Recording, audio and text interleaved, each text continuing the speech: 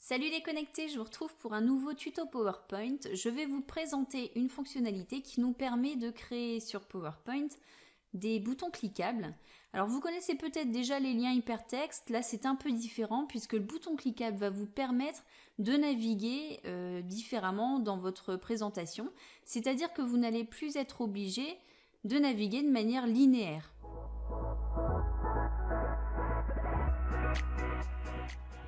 Pour illustrer cette fonctionnalité, je vous propose ce fichier PowerPoint.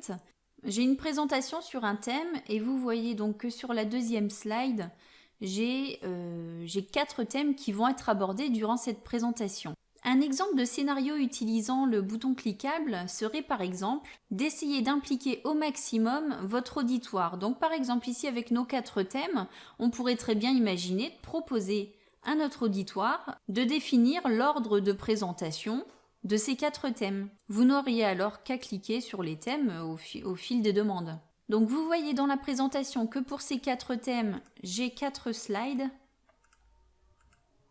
Voilà. Et ce que je vais faire, c'est que je vais reprendre ces 4 boutons-là et je vais les faire apparaître dans mes autres slides. Ça sera un petit peu le menu qui sera toujours visible durant la présentation. Donc la première chose à faire, c'est de créer les boutons cliquables. Je sélectionne le premier et je vais aller dans Insérer, Action. Donc vous voyez que l'on peut créer des liens hypertextes, exécuter un programme, activer un son, etc.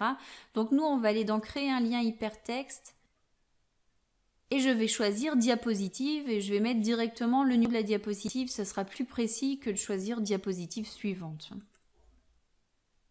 Et donc là, en l'occurrence, il s'agit de la diapositive numéro 3. Même chose pour les 3 thèmes suivants.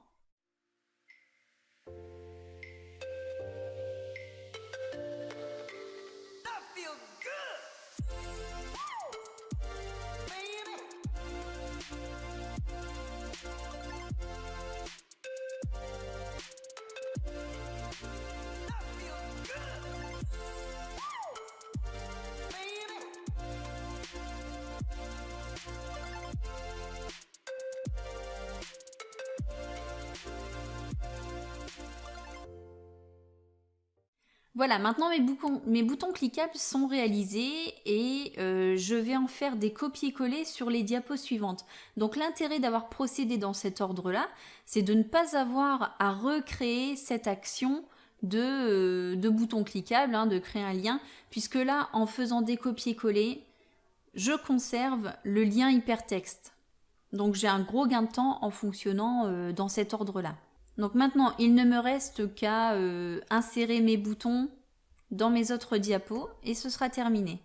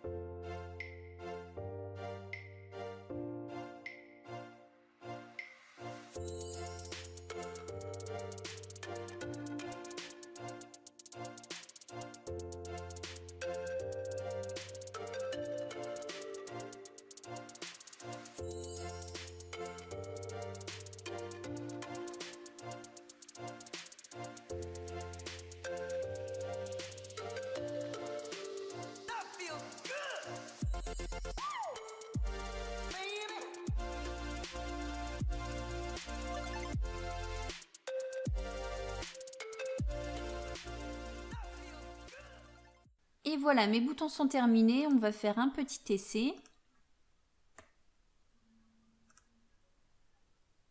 Alors, si je clique sur mon deuxième bouton, par exemple, voilà, j'ai bien ce thème-là qui apparaît.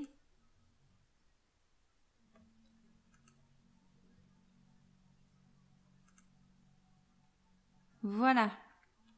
Et donc, vous voyez que finalement, maintenant, PowerPoint devient parfaitement interactif.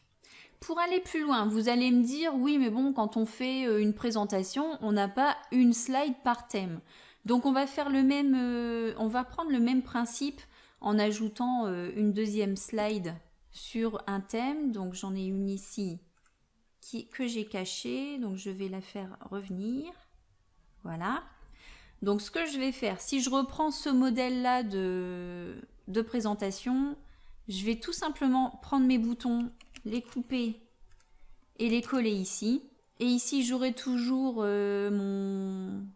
ma transition est toujours la même, donc j'aurai juste à cliquer pour arriver sur cette deuxième slide et j'aurai ici à nouveau accès à mon menu. On refait l'essai.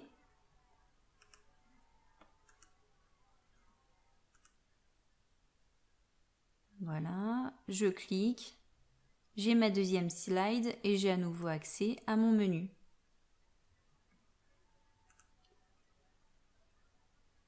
Donc en transition, j'ai choisi la transition morphose un petit peu pour la frime parce qu'elle rend bien.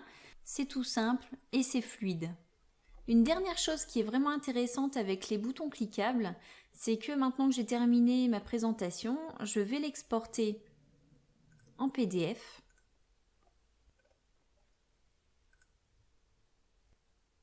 Et ainsi, lorsque je vais l'envoyer aux personnes qui ont assisté à ma réunion, les boutons cliquables seront toujours actifs.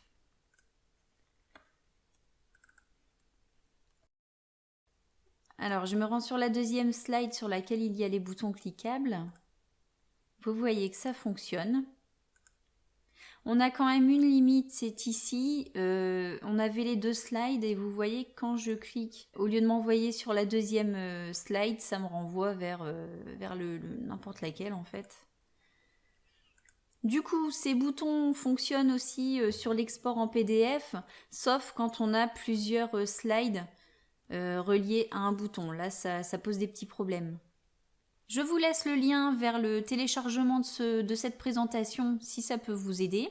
J'espère que cette vidéo vous aura donné de bonnes idées. À bientôt!